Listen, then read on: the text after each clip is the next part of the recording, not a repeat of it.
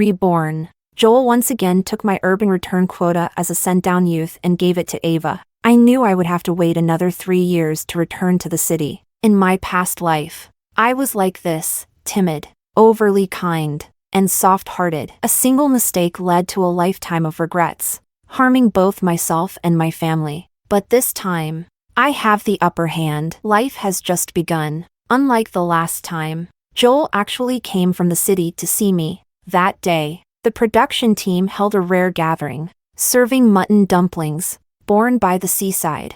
I had grown up eating seafood and had never tried mutton before. I forced myself to eat a few dumplings, but the moment I stepped outside and felt the breeze, the strong smell rushed straight to my head. I couldn't hold back any longer. Just as I was about to vomit, Joel came to find me, and I ended up throwing up all over him. To my surprise, he didn't get angry. His face was full of concern, and guilt practically consumed him. But that wasn't the end of it. The next day, during a production team meeting, I was accused of wasting food and publicly criticized. My position as a primary school teacher was even revoked. Seeing how miserable I looked, Joel finally lowered his proud head. He persistently apologized to me, even knocking on my window at night. But unlike in my past life, I didn't forgive him this time. I opened the door and snapped viciously. Knock, knock, knock, knock your damn head. Did someone in your family die or what? If I'm destined to be entangled with him in this life, then I choose to be a shrew. If kindness can't blossom, let it grow thorns. Chapter 1. After the criticism meeting in the morning, Joel used his influence in the afternoon to get me reinstated as a primary school teacher. In reality, the team only wanted to give me a warning. They never truly intended to remove me. After all, I was the only teacher in the entire school, responsible for teaching dozens of children. Joel and I walked out of the team's shabby office together. After an exhausting day, I just wanted to head back to my place and rest. Joel grabbed my arm abruptly. Lisa, don't you have anything to say? I squinted, glancing sideways at him with a sharp gaze. Shouldn't you be the one with something to say? He was momentarily speechless. He wasn't used to my sharpness. After all, I had always been gentle and accommodating, putting him first in everything. In my past life, when I found out he had taken my city return quota and given it to someone else, I wrote him a furious letter. In response, he simply submitted a marriage application to the organization, promising that as soon as I returned to the city, he would marry me. When I saw the bold red stamp on the application, I forgot all my anger. All the wrongs he had done were wiped clean. And so, I obediently stayed in the countryside for another 3 years. In my past life, because I made a fuss, he didn't come to see me. Submitting the marriage application was merely a formality to fulfill the engagement we already had. I forgave him easily, but in this life, it wouldn't be that simple. He stared at me in shock, scrutinizing me repeatedly with a puzzled expression. Are you angry? I furrowed my brow, examining him in return, as though he were a stranger, scrutinizing him from head to toe. My gaze made him visibly uncomfortable. So, he did know how to feel guilty. I let out a cold laugh, clenching my teeth. I'd like to ask you something. The city return quota was earned through my hard work. What right did you have to give it to someone else? What did you take in exchange? Hearing this, his face went pale. He instinctively stepped back 2 paces, stumbling as he retreated. I pressed further, seizing the advantage. If you want to seek benefits for yourself, I don't care, but you can't use me to do it. This quota was earned through my own hard work. It was granted to me by the organization. What right do you have to trade what's mine for your gain? His face turned even paler, panic flashing across his features. It's not like that. Lisa, listen to me. It was Paul who asked me. He said his girlfriend wasn't in good health and wanted to return to the city to recover. But she didn't have the opportunity. Since Ava is in the same commune as you, I decided to give the quota to her. I know you've been wronged. As soon as you return to the city, we'll get married immediately, okay? He looked at me cautiously, his gaze filled with a rare attempt to please me. Of course. Although we were deeply in love and our families had arranged our engagement, it was still uncommon for him to lower himself like this to coax me. After all, he was the aloof flower from the courtyard compound. No, It's not okay. I shook off his grip on my arm. You say Ava is Paul's girlfriend. Who can prove it? And who can prove that there's nothing improper going on between the two of you? He froze, utterly stunned. In his shock, he forgot how to respond. I won't let this slide. I'll report it to the organization. I tossed the words coldly and walked away briskly. Of course. I knew Joel's capabilities. The matter of the quota being reassigned was already irreversible. What I said was merely a feint. I actually had other plans. I would find a way to seek justice for myself. My parents were still waiting for me back home. In my previous life, my grandmother passed away a year later, and I didn't make it back in time to see her one last time. She had raised me single-handedly, and I was closer to her than to my own parents. In my grief, I missed Joel even more. I wrote him a letter, hoping he would come to comfort me, but his reply came much later, simply saying he was too busy to leave and urging me to take care of myself. So, expecting someone else to save you is foolish in itself, and foolish things like that, I did far too many in my past life. Chapter 2. In my past life, I didn't return home until 3 years later. By then, the college entrance exams, Gaokao, had already resumed for 2 sessions. Living in the countryside, I couldn't access good review materials. I planned to work hard and give it my all once I returned to the city. But to my surprise, the 3rd round of exams was far harder than the previous 2. Ill-prepared, I failed. Around that time, Joel's family sent a matchmaker to propose marriage. Both families agreed, and I ended up marrying him. I originally intended to review for another year and try again, but Joel's mother fell ill and needed care. I had no choice but to split my time between studying and looking after her. My father had once saved Joel's father during a flood relief operation, and our families were deeply connected. Joel's mother had even invited me to stay at their house for a few months. She was kind and warm back then. Later, she noticed that Joel liked me, so she sent me back home. She handled it gracefully, telling my parents, "It's wonderful that the 2 kids have feelings for each other, but Joel is about to take the college entrance exam, and Lisa is also at the age for her studies. Why don't we arrange the engagement for now?" However, after I became her daughter-in-law, it was as if a natural enmity between mother-in-law and daughter-in-law emerged, and she began to torment me. Even when I did my best to care for her, and despite the presence of professional caregivers, she still found fault with me and complained about me to Joel. Under the pressure, I had to devote more of my energy to her care. As a result, my second attempt at the Gaokao also ended in failure. I still wanted to take the exam a 3rd time, but that year, I became pregnant, and my due date coincided with the exam month. After being worn down by life, I finally gave up on my studies and embarked on a path where one misstep led to another. After giving birth to my first child, I soon had a second. My relationship with my mother-in-law deteriorated further, and my life became a chaotic mess. The once passionate love Joel and I shared slowly eroded over time. Meanwhile, when I failed my second Gaokao attempt, Ava had already graduated from university. Paul went abroad to study, and before he left, he entrusted Ava to Joel's care. By that time, Ava was already successful. She had become a university lecturer, admired by everyone. Joel also advanced steadily in his career. As Paul stayed abroad for longer periods, Ava and Joel grew closer. They talked about politics, economics, and interpersonal relationships. They listened to Cantonese pop songs together, watched plays and movies together, and even attended ballroom dances. Both of them advanced rapidly in life, eventually meeting at the top. Meanwhile, I was weighed down by my family responsibilities, slowly boiling like a frog in warm water, gradually turning a blind eye to everything. It wasn't until Paul returned from abroad and discovered that the money he had sent Ava had all been lost in stock trading that the illusion shattered. He was furious and gave Ava a severe beating. Joel tried to have a heart-to-heart with Paul, but the conversation escalated into a fight. At the end of it, Paul spat out a mouthful of blood, looked at Joel with utter disdain, and said, "A friend's wife is off limits. Joel, you've outdone yourself. Truly, you can never fully know a person." From that moment on, Paul and Ava broke up for good. Even though Ava and Joel no longer had any reason to meet, they kept in touch. Paul,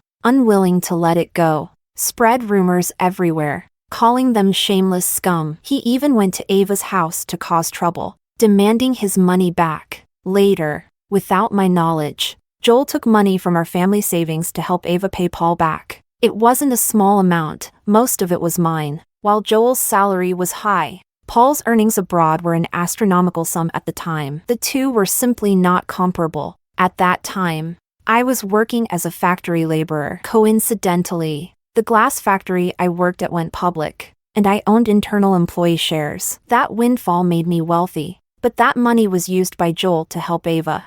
I didn't discover this until my mother fell seriously ill and needed money for treatment. It was then I realized that our savings had long been emptied. My mother couldn't receive treatment in Beijing and passed away shortly after. My younger brother, desperate to raise funds for her medical expenses, resorted to something illegal and was punished by the law. My father, enraged by my actions, suffered a stroke, leaving him paralyzed and speechless. I wandered the streets in a daze, lost and aimless, until I finally collapsed on the side of the road. When I woke up, I had returned to 10 years ago. I had once made one wrong step, which led to many more. I had grieved deeply, wallowed in self-pity, and bitterly regretted marrying Joel. But now, I know my country has a brighter future ahead, and so do I. This time, I don't care about the things I once missed out on. I have better plans now. Even university is just a stepping stone for me. Chapter 3. Joel caught up with me again and grabbed my arm. If you're angry, vent it all out. You can hit me like you did last night. I stared at him coldly, and the hatred I couldn't suppress flickered in my gaze. Joel's pupils dilated dramatically as he looked at me in disbelief. Lisa, I didn't know you'd be this mad. If I had known, I wouldn't have agreed to Paul's request. I tilted my head and clenched my teeth. I don't care about anyone else. You're going to send me back to the city right now. Joel lowered his head in defeat. I've already interfered in personnel matters once. I can't do it again. See? I knew he would say that. It wasn't that he couldn't do it, he just wasn't willing to pay the price. If he overstepped again, the organization would criticize him, and it might hurt his career prospects. He couldn't face the mocking look in my eyes. Covering his face with his hand, he avoided my gaze. When he looked at me again, his expression was filled with sorrow. I promise you, I'll find an opportunity to make it right. I shook off his hand, gave him a cold glance, and walked away decisively, as if letting me hit him a few times would make this matter go away. How naive. Joel had come to see me last night. By the time he arrived, it was late, and we'd already finished dinner. The production team still hosted him, knowing it was a matter of politeness, so the dinner dragged on longer than usual. When he came to find me, I was already in bed. He knocked loudly on my door, bang, bang, bang, the sound cutting through the quiet night. Afraid of disturbing others, I had no choice but to get up. There was no electricity in the village, so I lit a candle by the faint moonlight. The shadows on the wall magnified, looking monstrous. The night was cold. I hastily threw on some clothes, cursing under my breath. When I opened the door, Joel was waiting anxiously outside, his face as handsome and composed as ever. The desolate and dilapidated village behind him only made his refined demeanor stand out more. When enemies meet, their eyes burn with rage. Without caring whether the neighbors could hear, I unleashed a tirade. Bang, bang, bang, what are you knocking for? Did someone in your family die? Joel staggered back a few steps, confronted by my storm of anger. He lost all momentum and didn't dare retort. He gritted his teeth, grabbed me, and pulled me aside. If others hear, it'll look bad. Under the old locust tree, where the moonlight couldn't reach, he spoke cautiously. Did you write to your family? Why didn't you tell me if you were upset? I rolled my eyes, recalling the events of my previous life. What? Did he think I'd write to him again in this life and wait for him to submit another marriage application?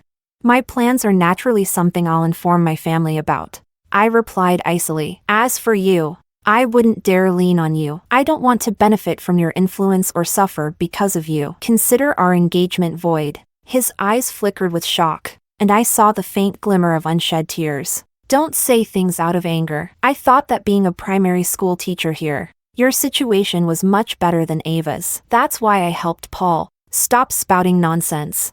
I snapped angrily. I don't care who you help, but you had no right to take what's mine and give it to someone else. Even if we were married, what's mine would still be mine. You're shameless to think otherwise. Even in the dim light, I could see how utterly embarrassed he was. I continued. I know exactly what kind of person Ava is. Better than you. We all came from the city, and none of us were used to the labor intensity here at first. But we stuck it out. Only her, always faking sick every few days. You might be blind to it, but the masses see it clearly. The organization left her here for a reason. But you? You're nothing but a fool with a pretty face. His chest heaved with anger, rising and falling. It took him a long time to calm himself. Finally, he spoke carefully. If you're really that angry, just hit me. I laughed. I had been wanting to do that for a long time. And so, I swung my hands, slapping him several times across the face.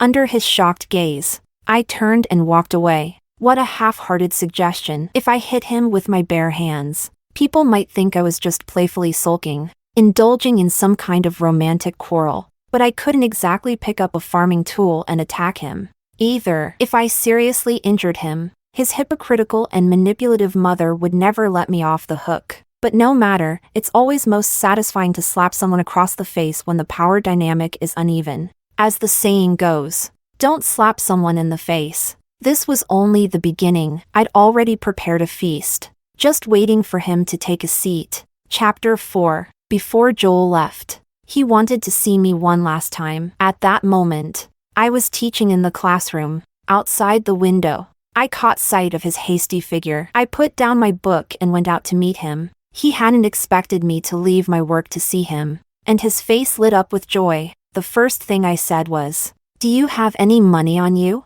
I lost my salary this month and can't find it." He quickly handed over all the money he had on him. I noticed a belt in his luggage and casually took that too. His smile widened. He must have thought I'd forgiven him. "I don't have much cash now, but I'll send you more as soon as I get back." Seeing that I neither refused nor argued, he went further. "I've saved up quite a bit. I was planning to give it to you when we got married. But since you need it now, I'll hand it over." I glanced at him coldly, then turned and left. Inwardly, I sneered. What a pathetic man. This time, I hadn't written to him, crying or complaining. Instead, I had written to my family. My parents likely went to his family, which is why he came to see me. The pressure from his family and the judgment of society no longer allowed him to look down on me, casually tossing a marriage application my way to placate me. In this rebirth, I understood one thing: the weaker position of a wife is self-inflicted,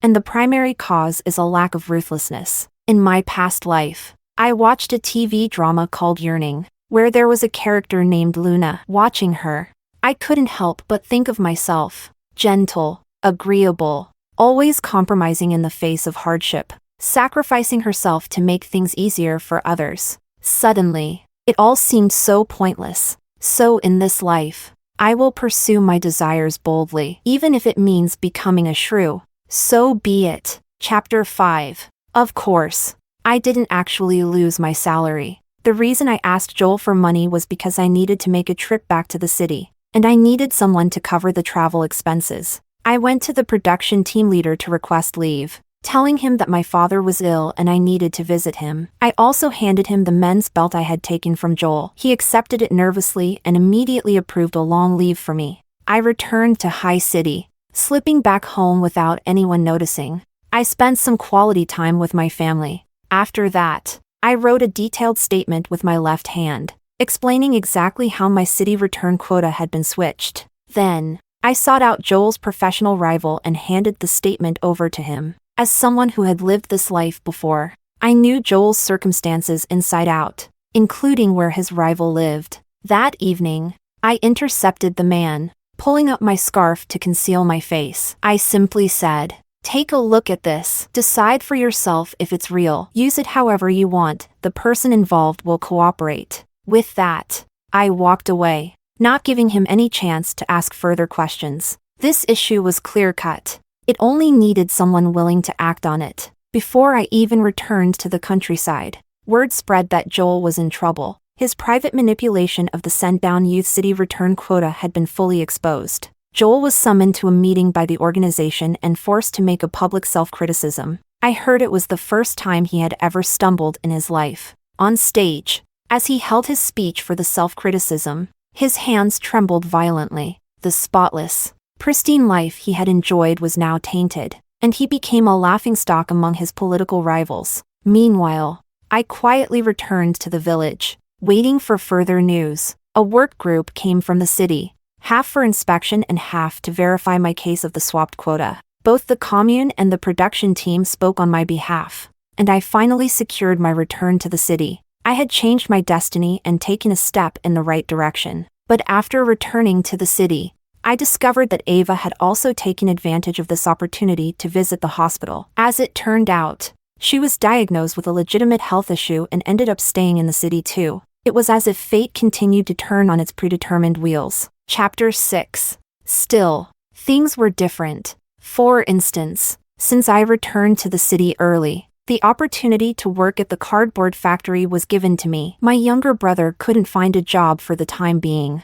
I originally planned to wait for the college entrance exam, Gaokao, to be reinstated a few months later, so I could quickly buy review materials. The job at the cardboard factory was easy, allowing me to work and study at the same time. As for my brother, I planned to formally annul the engagement with Joel's family and then leverage the favor to have Joel's father help my brother find a job. That was the plan. But things didn't go as expected. The workshop supervisor at the cardboard factory began bringing me meals regularly. Apparently, he had a relative working at the supply and marketing cooperative, giving him access to premium pork belly. He packed the meals in lunch boxes, steamed them in the cafeteria's large steamer, and then happily handed them to me. After a few times, it became obvious, not just to me, but to everyone around us, what his intentions were. In that era, under such circumstances, it was almost a given that I would become his wife. But I had my own path to follow.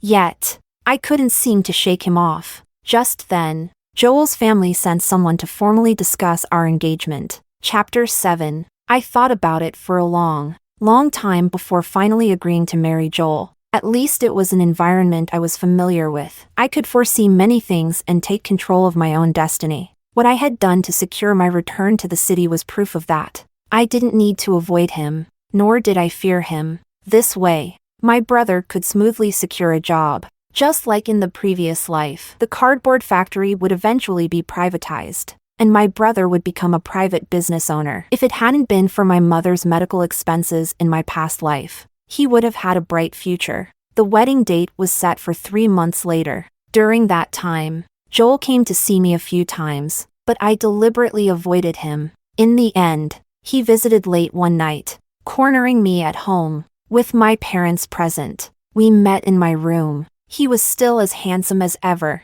though he now lacked some of his former confidence. No doubt, he'd had a rough time lately. There was a trace of grievance on his face as he handed me an envelope containing about 1,000 yuan. I tried to refuse, but he stubbornly held his position, insisting I take it. His eyes were red, and he lowered his head slightly to avoid looking at me. I know you're still angry. I know I was wrong. I promised last time to hand over my savings, and I brought it to you this time. I withdrew it from the bank. You can deposit it into your own account. I felt a slight stir in my heart. In my past life, my mother developed an occupational disease from working in the factory. Her lack of awareness about self-protection made things worse over time. This time, I planned to use this money to set her up with a small business after the reform and opening up policies were implemented. Wouldn't that be perfect? Narrowing my eyes slightly, I gave Joel a faint smile and said, "You've kept your word. That's commendable. It salvages your character a little." I started with some praise, lifting him up high so he'd be stuck in the role of a good man and be more willing to accept my next request. I neither accepted nor rejected the money but continued with the conversation. "Is this a one-time payment, or are you handing over your salary from now on?" He froze, staring at me in surprise. This pampered young master, who had never wanted for anything, clearly didn't understand what I was getting at. "No problem," I elaborated. "If you're truly sincere, you'll hand over your salary from now on. I'll give you pocket money, and we'll live our lives properly. If you're not sincere, then take this money back. I don't care for it. He finally understood and hurriedly said, "Of course. I'll give you my salary in the future." "Good," I replied casually. Among the famously formidable wives around here, who didn't hold absolute control over household finances? With this arrangement, let's see how Ava tries to take advantage of me now. After all, I still had a score to settle with her. Joel seemed to think this concession would win my favor and let out a small sigh of relief. Chapter 8. The wedding was quite the spectacle. While most families hosted banquets at home, Joel's family chose to hold it at a hotel. The venue was packed with guests, nearly all friends and relatives were in attendance. I handled everything with grace and composure, even earning a rare look of approval from Joel's mother. But I couldn't help myself from scanning the crowd for one particular person. And there they were, fate's twisted sense of humor at play again. As Joel and I moved from table to table, offering toasts, Joel lit cigarettes for the men while I handed out wedding candies to the women. Eventually, we arrived at Paul's table. Paul stood up with Ava by his side. Paul was the first to speak, his tone full of guilt. "I'm sorry, brother, for causing you so much trouble." "It's nothing," Joel said magnanimously, patting him on the shoulder. Paul then turned to me. My face, once smiling, went cold and expressionless. Paul grew even more uneasy, stammering, "I'm so sorry, sister-in-law. I had no idea things would turn out like this. If I'd known, I wouldn't have dared, not even if my life depended on it." Joel looked at me expectantly, hoping I would say something conciliatory, but I was waiting for her. Sure enough, Ava stood there, just like in my past life, exuding a delicate, frail elegance. She was the picture of poetic sorrow, like a modern-day Lin Dayu or Shishir. I shot her a glance, sharp as an ice pick. I hadn't forgotten how, in my past life, Joel had used our family's money to pay off her debts. When I went to her to ask for the money back, explaining that my mother desperately needed it for life-saving treatment, she looked at me indifferently, with a hint of disdain, as if to say, "Go ask Joel if you dare." She hadn't said a word, but one of her friends had spoken for her. "She doesn't have money. Take her life if you want." As I stumbled away in defeat, I heard Ava mutter to her friend, loud enough for me to hear, "The saddest thing for a woman is not being able to control her husband." What a snake in disguise. Today, facing her again, I wasn't going to let it slide. I stared at her intently, my gaze icy and inscrutable. Her lips were pressed tightly together, her face tense as her eyes darted between Paul and Joel. Joel tugged at my sleeve, signaling for me to tone it down. I raised my voice deliberately. "Why are you pulling my sleeve?" The noisy chatter around us quieted down. Joel, half exasperated and half pleading, whispered, "Let's settle this at home." I feigned confusion and loudly asked, "What did you just say?" This time, he didn't dare respond. I stayed rooted in place, refusing to move on to the next table, my gaze fixed on Ava. Paul, attempting to defuse the tension, said, "Ava, you should thank your sister-in-law. Without her, you wouldn't be living so comfortably now. She should apologize." I said coldly, my voice laced with frost. Ava finally played her trump card. Her eyes reddened, brimming with unshed tears. As she looked at me pitifully, on the verge of crying, I slapped her across the face, the crisp sound echoing. This time, the tears fell for real. I shouted angrily, "Crying on my wedding day? Who are you cursing?" The room fell silent. Guests further away stood up, craning their necks to see what had happened. Joel's mother quickly rushed over, her tone nervous. "What's going on here?" Joel tried to downplay it. "Nothing, Mom, just a small misunderstanding." As he spoke, he tried to drag me away by force. I yanked my arm free and raised it high for emphasis. Then, pointing at Paul and Ava, I rasped, "It's not nothing, Mom. This woman here is Ava." She started crying the moment she arrived. "What's she trying to curse our family with? If I didn't slap her, should I have let her stay the night?" Joel's mother nodded, then turned to Paul. "Paul, did your girlfriend cry just now?" Paul, utterly stunned, stood speechless, unable to defend himself. Joel was equally at a loss. He couldn't very well tell his mother. Mom. Ava wasn't crying until my wife slapped her. Joel's mother sighed heavily. If that's the case, Paul, I'm sorry, but you and your girlfriend should leave for now. I'll come to your house another day to apologize. No, it's our fault. We'll leave right away, Paul said, hastily agreeing. As I watched them leave, Ava glanced back at me just before stepping out the door, her gaze venomous. I met her look with a cold, mocking smile, dripping with disdain. Chapter 9.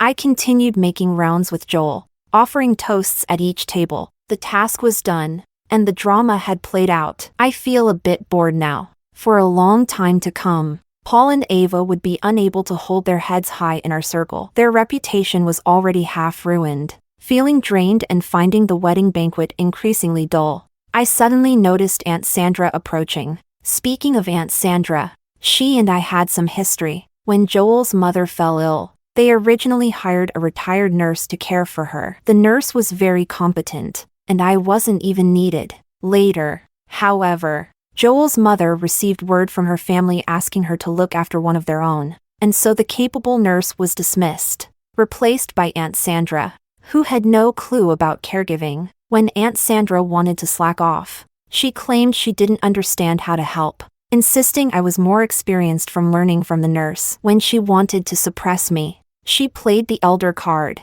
acting as Joel's mother's trusted ally. I had originally planned to deal with her after the wedding, but today, I was in high spirits, and there's no time like the present. Aunt Sandra leaned in close and whispered, "Your mother-in-law asked me to tell you, when you toast Paul's father later, make sure to apologize. Let's not push things too far." At that moment, I had one hand on the table and the other holding some candies. Aunt Sandra rested her arm on my shoulder as she spoke. Upon hearing her words, I deliberately leaned into her, pretending to be pushed, and fell to the ground. My hand on the table pulled the tablecloth with me. In an instant, the entire table's food and drink crashed to the floor. The sound of plates and glasses shattering filled the banquet hall. I sat on the ground, kicking my legs and wailing, "Ah! I can't go through with this wedding. Wild women are causing a scene, and my mother-in-law still expects me to endure it." "Ah, ah, ah." Joel rushed over, trying to help me up, but I refused. In the end, he had to pick me up and carry me out. The banquet ended in chaos. With this, Ava was completely nailed to the pillar of shame. As for me, the reputation of being a shrew spread far and wide, but I knew very well that in those days, if you didn't care about your reputation, the title of shrew could bring you significant benefits. Chapter 10. Joel had the driver take me back to the wedding house while he stayed behind to clean up the mess. I watched his retreating figure and let out a faint, cold laugh. In the wedding house, I drank the ceremonial wedding wine alone. After the 2 dramatic scenes at the banquet, it seemed unlikely that anyone would come to disrupt the wedding night. The warm alcohol slid down my throat, bringing a rare sense of satisfaction. I soon fell into a deep sleep. In a daze, I heard Joel return. He was talking with his secretary at the door. The secretary said, "Don't go back to the old house for a while. The impact is too bad. Wait for some time, and it'll be better if Lisa gets pregnant. Once your mother calms down, you can return." Just as I wanted. I turned over and went back to sleep. Suddenly, a chill crept over me. I knew Joel had climbed into bed. He nudged me a few times, but seeing I was sound asleep, he turned away and leaned against the headboard. He sat there the whole night. I wasn't in a deep sleep, so I vaguely sensed him sitting awake until dawn. What was he thinking about? Regretting marrying me? This was just the beginning, but what had to come couldn't be avoided. If someone wanted to gain something, there was always a price to pay. For now, I had to deal with small matters and people unworthy of my time. But that was just how the beginning stages had to be, a little restrained and strategic. After the wedding leave ended, I found time to go to the hospital for a sterilization procedure, only to be told I was already pregnant. Without hesitation, I changed the sterilization to an abortion. Abortions at that time were done without anesthesia. A tool like a large spoon was inserted into the uterus to scrape around. The pain felt as if all my internal organs were being torn apart.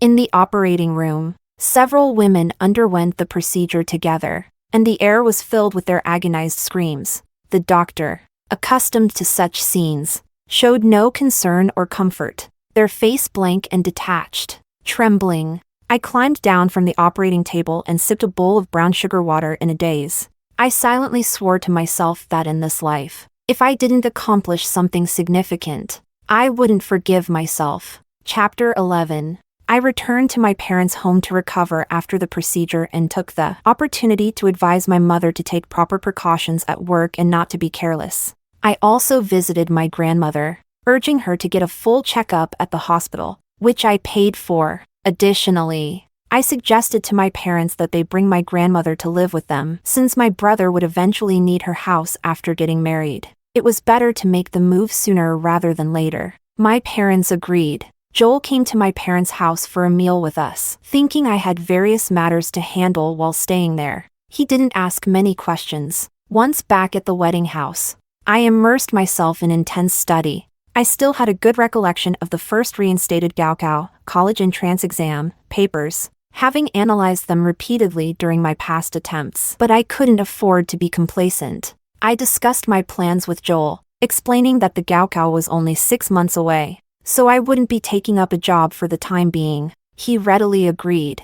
As per our pre-marriage agreement, he handed over his entire salary to me, and I allotted him pocket money. The first time he received pocket money from me, the corners of his lips turned up slightly, and he looked genuinely pleased. He was delighted, seeing it as a sign that we were beginning to reconcile. I knew Joel didn't lack money, his parents had high salaries and often supported him financially. Otherwise, he wouldn't have been able to save as much as he had to give me. But this ritual wasn't about the money, it was a test of submission and a statement about the balance of power within our household. For as long as I lived here, I needed to carve out a space for myself, a secure and respectable space. In my past life, my personal space had been completely squeezed out. In this life, if kindness couldn't blossom, I would let it grow thorns instead. Chapter 12. The shrew label served as a shield, protecting me from unnecessary harassment, but not always. I avoided going to Joel's family home, but Joel's mother wasn't about to let me off that easily.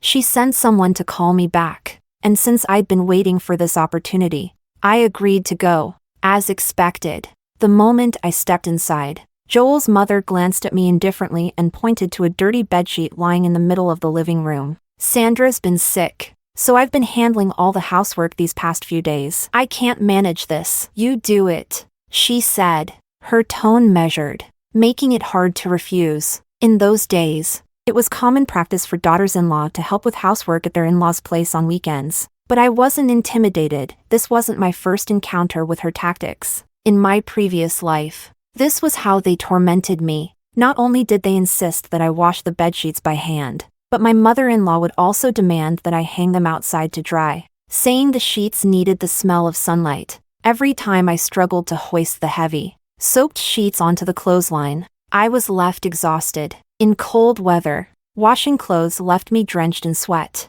prone to catching colds, and with chapped, cracked hands. This time, though, I had no intention of playing along. I casually tossed the sheet into the water, gave it a few symbolic scrubs, and then went off to the side to read a book. After letting it soak for a while, I wrung it out and hung it on the clothesline. The spot where I hung the sheet happened to be a popular play area for children. They were thrilled to see the sheet hanging there, and within moments, they were running back and forth, weaving through it until the sheet fell to the ground.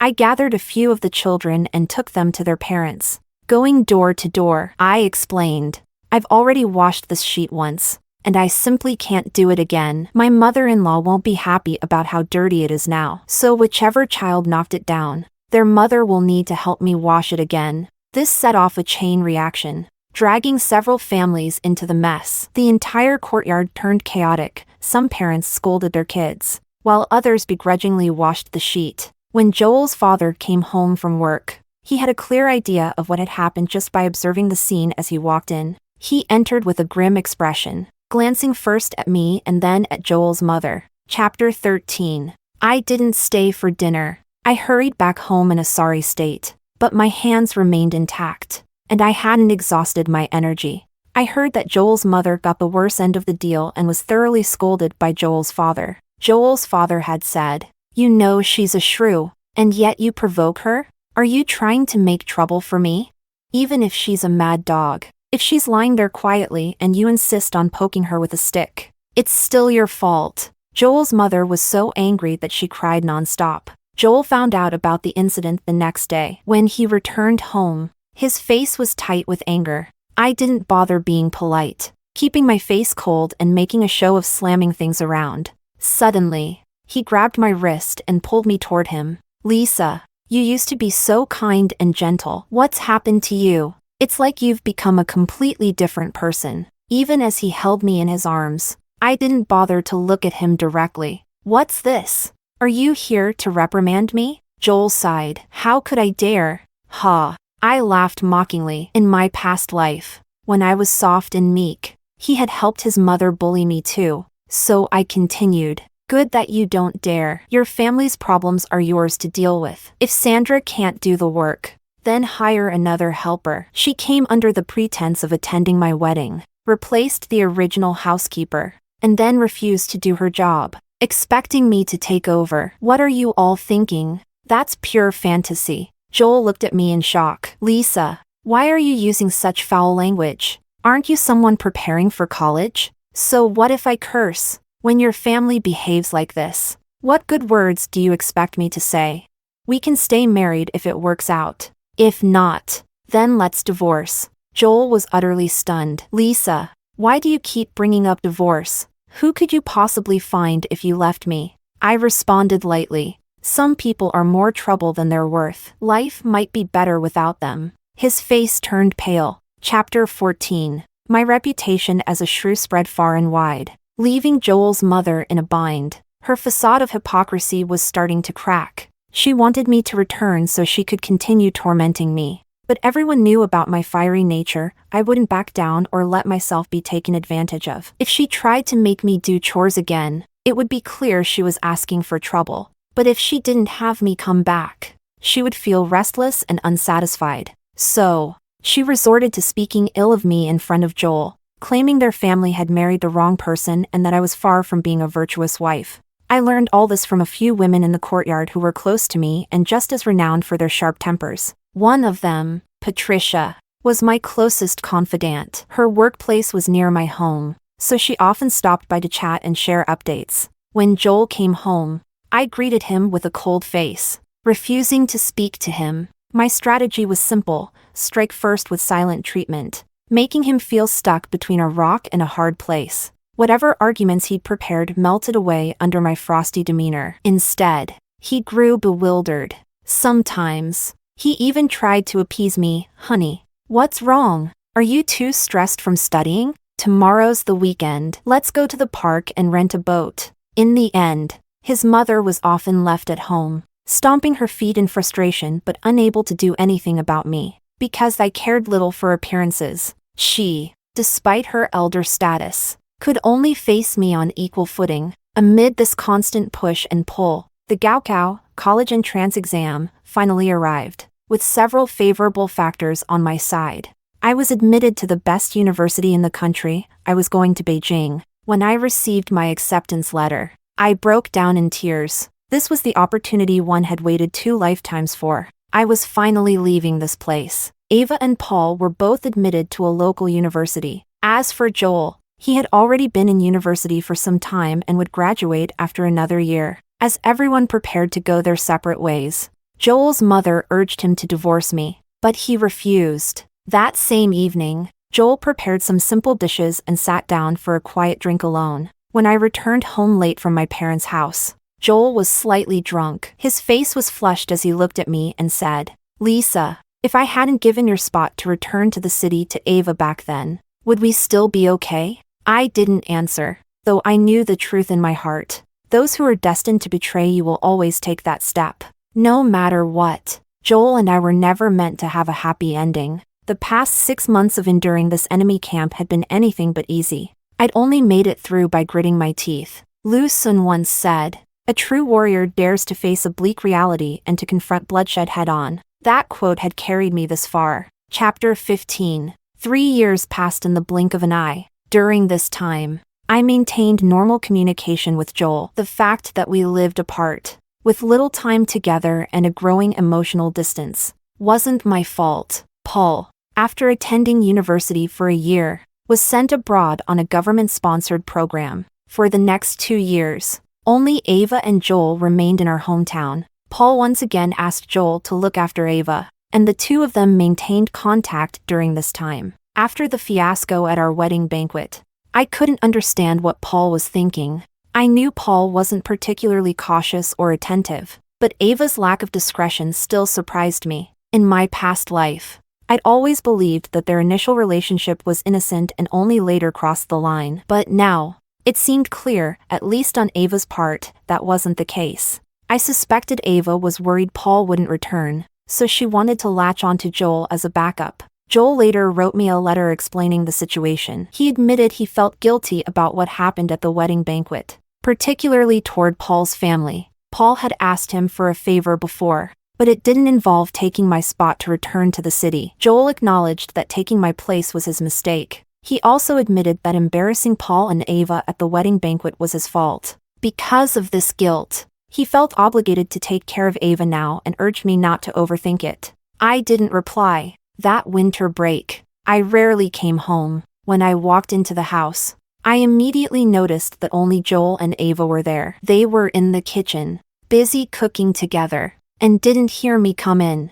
I quietly left without alerting them. I headed straight to the old courtyard and found Patricia and a few other women, friends who knew both Joel and Ava. They had a penchant for gossip and weren't afraid of stirring up trouble. When we all entered my house together, the sound of Joel and Ava laughing and chatting was unmistakable. I looked at the group of women with a wry smile and said, "See? What did I tell you? I wasn't imagining things, was I?" They all wore expressions of disdain, their contempt for the situation clear. I handed out peanuts and sunflower seeds to my sisters, and we all sat down, ready for the show. When Joel and Ava came out of the kitchen, carrying the dishes they had prepared, they froze in place upon seeing the room full of people. The slight ambiguity in the atmosphere between them was amplified infinitely under the scrutiny of so many onlookers. Joel hurriedly set the dishes on the table, wiped his hands with his apron, and came over to me, a hint of panic in his voice. "Why didn't you tell me you were coming back? I would have picked you up from the station." I looked at him with a smirk, my face full of mockery. "I've been hearing rumors about the two of you for a while. I thought I'd stage a surprise attack to see if I could catch you red-handed. And you didn't disappoint me at all. What are we waiting for, ladies? Let's go!" I smashed a cup to signal the start, leading the charge. I grabbed Ava by the hair and shoved her to the ground. "You little tramp! Will you die if you stop seducing men? Instead of being a good college student, you'd rather go after someone else's man?" The rest of the women enthusiastically joined in. Joel, snapping out of his daze, rushed forward to try to pull us apart. In the chaos, someone scratched his face, leaving him disheveled and embarrassed. We gave Ava a good beating, not too harsh, but enough to teach her a lesson. Humiliation was the goal. When it was over, we walked out triumphantly, leaving them behind to deal with the aftermath. The story of Joel and Ava being caught in the act spread like wildfire. Not content with just that, I also went to Ava's school to make a scene. As a result, Ava graduated but wasn't allowed to stay on as faculty. Instead, she was sent to where the country needed her most, a remote, underdeveloped area. Her shortcut to avoid time in the countryside was ultimately restored to her. Later, I heard that Ava lost all of Paul's hard-earned money in the stock market again. Furious, Paul returned to China and caused a massive uproar. This time, though, there was no Joel to take the blame for her, and no Joel to cover for her losses. Unable to recover his money, Paul used every method at his disposal to utterly ruin Ava, leaving her with nothing. As for Joel, I didn't spare him either. I went to his workplace and created a scene, accusing him of having poor morals and questionable character. When even his own wife was openly attacking him, his employer's trust in him wavered. After my repeated actions, Joel's career finally took a hit, making any future promotions a steep uphill battle. Joel's mother once again urged him to divorce me, but he refused. Later, Joel's mother fell ill, just as she had in my past life. This time, however, she couldn't take any pleasure in tormenting me. Joel's career and love life were both in shambles. Adding to her mental anguish, her illness progressed rapidly, and she passed away within a few years. Chapter 16. The next time I met Joel was in a cafe. I asked him, "Why don't you just get a divorce? Wouldn't you be free then?" He looked at me with a calm expression. "I've thought about it a lot. After everything, I woke up one day and decided that for the rest of this life, I'll treat you well, no matter how you treat me." I was taken aback. This wasn't the answer I expected. His words left me at a loss for how to persuade him. And so, our conversation ended there. Not long after, when news spread that I had also been selected for a government-sponsored study abroad program, Joel came to see me again. He sincerely wished me well in this life. "Take care of yourself. I'll never be foolish again. I'll wait for you at home." After I arrived in Country M and completed my enrollment procedures, I wrote Joel a letter, the first one I had ever initiated. Why write it at that time? Because if I'd written earlier, I was afraid he might sabotage my chance to study abroad. In the letter, I wrote, "After the spot for the study abroad program was finalized, I was on guard against you. I knew Ava had also applied. The selection wasn't handled by universities but arranged by the Ministry of Education. I was afraid you'd try to help Ava compete with me again. So I staged the affair incident to tarnish your reputations first. This was a preemptive strike to prevent future trouble. Of course, if the two of you were clean, I wouldn't have had the opportunity. Joel, you are exactly the type of person I need to guard against, a husband I can't rely on. Trust between us was gone long ago. Breaking up is the best choice for both of us, and dragging it out won't help anyone. I will always fear you might betray me again, and I will never forgive you. Stop delaying the divorce, it benefits no one. Think it over carefully." Chapter 17. During a visit home, Joel and I finalized our divorce. He sighed. "I owe you from our past life. In this one, I'll let you go." I glanced at him indifferently. "Let's hope we never meet in the next life." Afterward, I returned to Country M, where I actively promoted China's reform and opening up policies among overseas Chinese communities, encouraging business people to invest back home. It was an era where we traded shirts for airplanes. When I eventually returned to China, I used the money I had earned through work-study programs abroad and applied advanced management practices to join the wave of industrial development and national progress. In doing so, I made my second chance at life worthwhile.